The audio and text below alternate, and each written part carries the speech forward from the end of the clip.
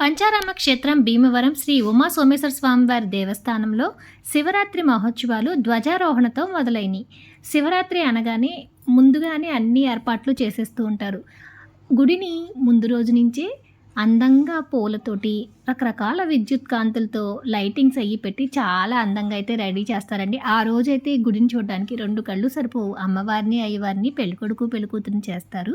శివరాత్రి కోసం ముందుగానే ఏర్పాట్లన్నీ చేస్తూ ఉంటారు. పందిళ్ళు వేయడం కానీ, రంగులతో ముగ్గులు పెట్టించడం, లైటింగ్స్, డెకరేషన్ అన్ని పనులు ముందుగానే మొదలైపోతాయి. పంచారామ క్షేత్రమైన మా భీమవరంలో శివరాత్రి మహోత్సవం మహాఘనంగా అయితే నిర్వహిస్తూ ఉంటారు. తెల్లవారుజామున 2 గంటల నుంచి అభిషేకాలతో స్వామివారి దర్శనం అయితే మొదలవుతుందండి. శివరాత్రి రోజు సోమేశ్వర స్వామివారి దేవస్థానానికి వెళ్ళి స్వామివారి దర్శనం చేసుకోవాలంటే ఇంచుమించుగా 2-3 గంటల సమయం అయితే పట్టేస్తుందనమాట. మేము వెళ్ళేసరికి గుడి అంతా కూడా జనంతో చాలా కిటకిటలాడిపోతూ ఉంది. ఈ సంవత్సరం అయితే ఏర్పాట్లు చాలా బాగా అయితే నిర్వహిస్తున్నారండి. అందరికీ కూడా వాటర్ బాటిల్స్ ఇవ్వడం కానీ, ప్రతి ఒక్కరికి పాలు సరఫరా చేయడం, అలాగే ప్రసాదం పెట్టించడం కూడా చాలా బాగా అయితే నిర్వహిస్తున్నారు. అంటే అంతసేపు లైన్లో నిలబడితే భక్తులు ఇబ్బంది పడుతుంటారు కాబట్టి వారి సౌకర్యార్థం మంచినీళ్ళు, పాలు అయితే అందజేస్తున్నారండి. అందమైన పువ్వులతో గుడంతా ఎంతో మనోహరంగా అయితే అలంకరించారు. తెల్లవారుజామునే విద్యుత్ కాంతి వెలుగులో స్వామివారి గోపురం కూడా చాలా అందంగా అయితే కనిపించిందండి. స్వామివారి కళ్యాణం శివరాత్రి రోజు జరుగుతుంది. అలాగే తర్వాత రోజు రథోత్సవం జరుగుతుంది. 3వ రోజు తెప్పోత్సవం అయితే జరుగుతుంది. ఇలా అంగరంగ వైభవంగా శివరాత్రి మహోత్సవం అయితే చాలా ఘనంగా నిర్వహిస్తారు. ఇప్పుడు చూసారా ఈ పూల అలంకరణ ఎంత అందంగా అయితే కనిపిస్తుందో.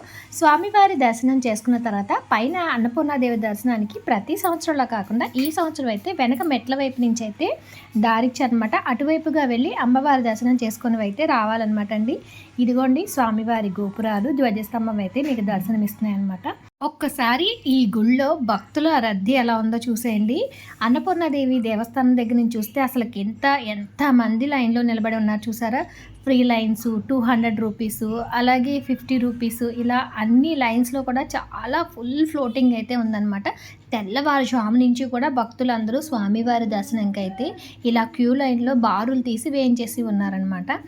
స్వామివారి దర్శనం, అభిషేకాలన్నీ కూడా ఈరోజు చాలా బాగా జరుగుతాయి. అలాగే రాత్రి స్వామివారి కళ్యాణం జరుగుతుంది.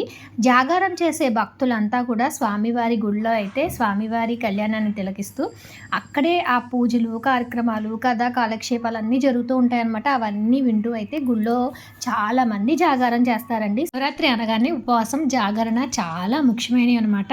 ఈ శివరాత్రికి మీరే గుడికి వెళ్ళారో కామెంట్ చేయండి. Like, share, subscribe. Thank you for watching.